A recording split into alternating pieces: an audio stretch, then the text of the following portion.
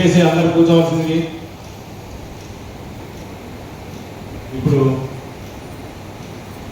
యువమోర్చా రాష్ట్ర అధ్యక్షులు సునీల్ రెడ్డి గారు మాట్లాడాల్సిందిగా కోరుతున్నాను. భారత్ మాతాకి, భారత్ మాతాకి. వేదిక మీద ఉన్న పెద్దలు ఒక మైలురాయి భారతీయ జనతా పార్టీ సౌత్లో ఎందుకు అంతగా ఎస్టాబ్లిష్ కాలేకపోతుంది, అలాగే కేరళ బెంగాల్, సౌత్ అంటే కేరళలో వస్తుంది, బెంగాల్ అని వాళ్ళు సుదీర్ఘంగా ఆలోచించి దేశంలో కొన్ని ప్రాంతాల్లో డబల్ ఓట్లు, త్రిబుల్ ఓట్లు, 5 ఓట్లు, కొంతమంది దీన్ని అంటూ అడ్వాంటేజ్గా తీసుకుంటూ కొంతమంది బుర్కాలు వేసుకొని వచ్చి 5 తూర్లు 6 తూర్లు వేసుకొని మరి ఒకవేళ బుర్కా తీయమంటే దాని మీద ఒక ఫైట్, ఇలాంటివి ఎన్నో జరుగుతూ వచ్చాయి. ఒక్కొక్కటి కొంతమంది ఇల్లు పెట్టిపోయింటారు, వాళ్ళ ఓట్లు కొంతమంది వేస్తారు. ఒక ముస్లింలే కాదు, ఇతర పార్టీకి సంబంధించిన క్రిస్టియన్లే కాదు, హిందువులే కాదు, అన్ని అందరి దాంట్లో ఇలాంటి బోగస్ ఓట్లు అనేవి చాలా ఉంటాయి. బోగస్ ఓట్లు లేకున్నా లేని వారిని బతికినట్లుగా, వాళ్ళు చనిపోయినా బతికినట్లుగా తీసుకుపోయి ఓట్లు వేస్తారు. నా అనుభవం చెప్తాను. ఫస్ట్ టైం ఎలక్షన్ అప్పుడు, సెకండ్ టైం ఎలక్షన్ అప్పుడు, థర్డ్ టైం ఎలక్షన్ అప్పుడు 3 ఎలక్షన్స్ అంటే 15 సంవత్సరాలు ఎంత బోగస్గా నడుస్తుందంటే అంత బోగస్గా నడుస్తూ వచ్చేది ఎలక్షన్స్. ఓటింగ్ మనకు సంబంధించిన వాళ్ళని మన ఓటర్లు అని తెలిసిన ఓటర్లు తీసి పారేస్తారు. మనకు సంబంధం లేనివి లేదంటే రబ్బర్ స్టాంప్ వేయించుకొని వస్తారు. ఎంఆర్ఓ రబ్బర్ స్టాంప్లే కొన్ని వాళ్ళు తయారు చేసేవాళ్ళు, కొన్ని ఎంఆర్ఓ వాళ్ళు సహకరించేవాళ్ళు. ఇట్లా ముద్ర వేసేసి ఎంఆర్ఓ సర్టిఫై చేస్తే తీసుకుపోయి ఓటేసి ఒక్కోడు 10-20 ఓట్లు వేసిన రోజులు కూడా ఉన్నాయి. ఆ ఇంకొంది తుడిపేసుకుంటారు, ముందుకు వస్తారు, వెళ్ళిపోతారు. ఇలాంటివి ఎన్నో జరుగుతుంటాయి. ఈ బూత్ కమిటీలు చాలా important. First time, second time YSR government వచ్చినప్పుడు బూత్ కమిటీ చాలా భయంకరంగా పనిచేశారు. ఎలా అంటే అప్పుడు ఫోన్లు అలౌ చేశారు. ఫోన్లు అలౌ చేస్తే ఎవరు ఓటింగ్కి వచ్చాడు, ఎవరు ఓటింగ్ రాలేదు, అక్కడ ఉంటారు కదా ఒక 5 ప్రతి క్యాండిడేట్ తరఫున ఒక బూత్ ఆడ కూర్చోండి. ఆ బూత్లో ఎలక్షన్ అప్పుడు వాళ్ళు ఫోన్ చేస్తారు, వీడు రాలేదు ఓటింగ్, వాళ్ళు పిలుచుకొని వచ్చేదో లేకపోతే వాళ్ళు లేకపోతే అంత ఓటు అని ఎవరి రావంతో గెలిపించారు. ఇలా చాలా అంటే వాళ్ళ ఎఫిషియన్సీని అప్రిషియేట్ చేయాలి. తప్పులు చేసినా ఆ తప్పులతో ఒక పక్కకు పెట్టి వాళ్ళ ఎఫిషియన్సీ మాత్రం ఫెంటాస్టిక్. ఆ రోజు అలాంటివి మనం అడ్డుకోవాలి. మళ్ళీ అందుకే ఈ బూత్ కమిటీ చాలా పెద్ద రోల్ ప్లే చేస్తాయి. ఆడ క్యాండిడేట్ గెలిచినంటే బూత్ కమిటీలు చాలా సక్రమంగా పనిచేస్తేనే ఆ క్యాండిడేట్ గెలుస్తున్నాడు అనే దానికి ఉంటుంది. మన రంగస్వామి కొన్ని ఓట్లతో ఓడిపోయినాడంటే ఆడ బూత్ కమిటీ పర్ఫార్మెన్స్ సరిగా పనిచేయలేదు. అంటే ఆ బూత్ కమిటీలో ఆయన వేసుకుంటాడు. అప్పుడు మరి ఆ కమిటీ ఎంతవరకు పర్ఫెక్ట్గా పనిచేస్తుందో తెలియదు.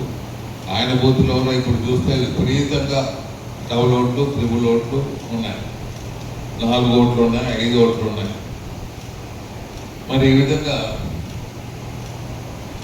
మనకు ఇంకో ప్రాబ్లం ఉంటుంది. మన వాళ్ళు గెలవాలంటే మతాలు కూడా తీసుకొని వస్తారు.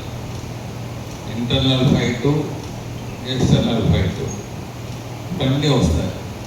కార్పొరేషన్ వార్డులో ఇంకా ఒకటి ఏమంటే కులం కూడా ప్లే రోల్ చేస్తుంది. కులాలు కూడా చాలా ప్లే రోల్ చేస్తాయి.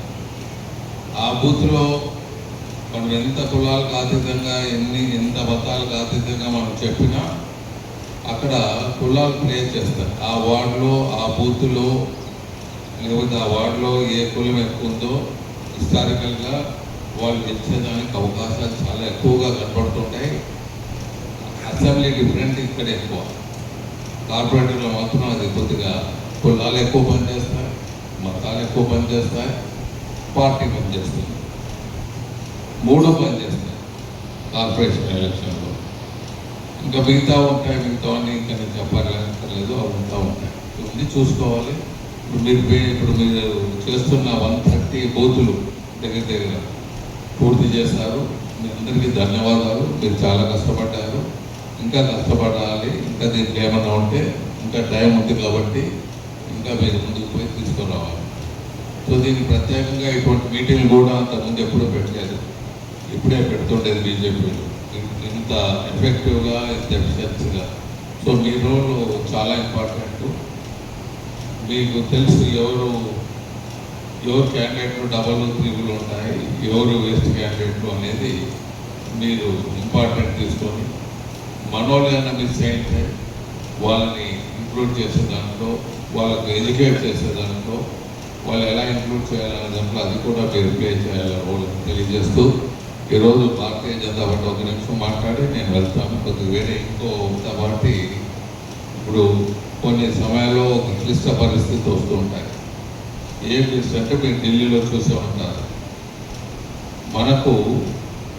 మనది మతాలకు అతీతంగా మనం ఎంత సేవ చేసినా, మరి అలాగే బీజేపీ పార్టీ మన హిందువుల్లో మన ధర్మాన్ని కాపాడుకునే దాంట్లో ముందంజ వేస్తున్నదే కానీ ప్రపంచంలో ఉండే ముస్లిం కంట్రీస్ అంతా మమ్మల్ని గౌరవిస్తున్నారు.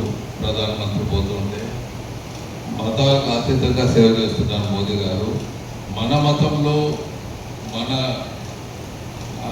మన వాళ్ళ సనాతన ధర్మాన్ని కాపాడే దాంట్లో, మన మతం గొప్పతనాన్ని కూడా ముందుకు తీసుకుపోయే దాంట్లో బీజేపీ పార్టీ పోతా ఉందంటే దానికి ఎంతోమంది అగనెస్ట్గా, అంటే పాకిస్తాన్లో లేకపోతే ఇంకో ఆ దేశస్తులంతా చేరి ఒక చిన్న మిస్టేక్ కాదు, పెద్ద మిస్టేక్ అనుకుంటాం మనం. అలాంటి మిస్టేక్లు కాంగ్రెస్ ప్రభుత్వంలో 100 జరిగితే ఇక్కడ 10 జరిగిండొచ్చు. కానీ అప్పుడు లేని ఇబ్బంది ఇప్పుడు కొత్తగా ఇబ్బంది పెట్టారు. కానీ ఇదంతా మోదీ గారు ఎదుర్కొంటారు. ఒక్కొక్కరు నెగిటివ్ కూడా పాజిటివ్ చేసుకునే దానికి మోదీ గారు ఎప్పుడు ఉంటారు. ఆ నెగిటివ్ ఇష్యూస్ని పాజిటివ్ చేసుకొని దాన్ని ఇంకా పాజిటివ్ని 100 టైమ్స్ పెట్టుకునే దాంట్లో మోదీ గారు ఎప్పుడు ఉంటారు. సో ఆ దృష్టితోనే ముందుకు పోతారు. తప్పకుండా ఇప్పుడున్న టైంలో ఆయన బీజేపీ లొంగిందంటే అక్కడ లా అండ్ ఆర్డర్ ప్రాబ్లం అయి షూటింగ్స్ జరిగితే పిల్లలు చనిపోయేదానికి అవకాశం ఉంటుందని బీజేపీ తల వచ్చింది. అంతేగాని బీజేపీకి బలం లేదనో, బీజేపీకి శక్తి లేదనో కాదు. ఇది అందరూ గుర్తుపెట్టుకోవాలని తెలియజేస్తూ సెలవు తీసుకుంటున్నా. ధన్యవాదాలు.